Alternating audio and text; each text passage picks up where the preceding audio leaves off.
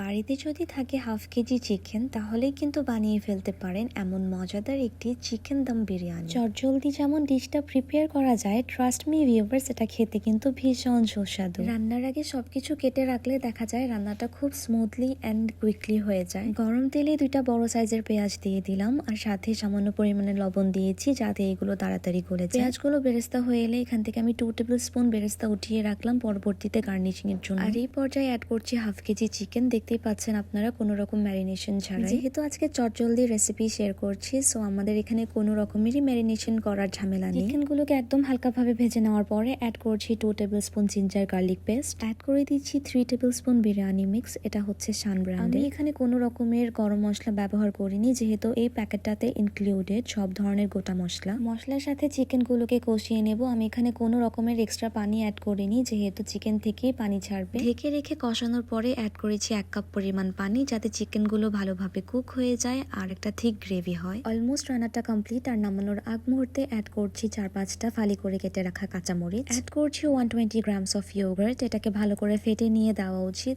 আমি তাড়াহুড়ার মাথায় আর করি। আর এই পর্যায়ে অবশ্যই খেয়াল রাখতে হবে চুলার ফ্লেমটা যাতে লো থাকে, না হয় টক দইটা ফেটে যাবে। তারপরে 5-7 মিনিট ঢেকে রাখলেই চিকেন রান্নাটা কমপ্লিট। দেখতেই পাচ্ছ তোমরা কতটাই না সুন্দর কালার এসছে। সেকেন্ড লেয়ারে অ্যাড করছি পোলাওয়ের চাল। এইভাবে পোলাও রান্না করলে কিন্তু অনেক সুস্বাদু হয়, যেমন ফ্লেভারফুল হয় তেমন একটা অ্যারোমা ছড়ায়। আমার পেজে চিকেন দম বিরিয়ানির আরেকটা রেসিপিতে আমি ফুল পোলাও রান্নার ডিটেইলস দিয়েছি। যে কড়াইটাতে আমি চিকেন রান্না করেছি সেই কড়াইতে আমি আগেই কয়টা আলু ভেজে নিয়েছি, তোমরা চাইলে এটা স্কিপ করতে পারো। বেসিক্যালি একটা সুন্দর ফ্লেভার আনার জন্য এখানে আমি ধনেপাতা আর মিন্ট লিভস কুচি করে কেটে দিয়েছি, তোমরা চাইলে এটাও স্কিপ করতে পারো। বিরিয়ানিটা অ্যাসেম্বল করা হয়ে গেলে এখন এটাকে দমে রেখে দেব 25 থেকে 30 মিনিট পর্যন্ত। জাস্ট বিলিভ মি ভিউয়ার্স, এটা বানাতে এতটাই সিম্পল, তোমরা যে কেউ চাইলে এটা বানাতে পারো। আমি যতবার বানিয়েছি ততবার কমপ্লিমেন্ট পেয়েছি। তবে একবার হলেও এভাবে করে চিকেন বিরিয়ানি ট্রাই করে দেখবে।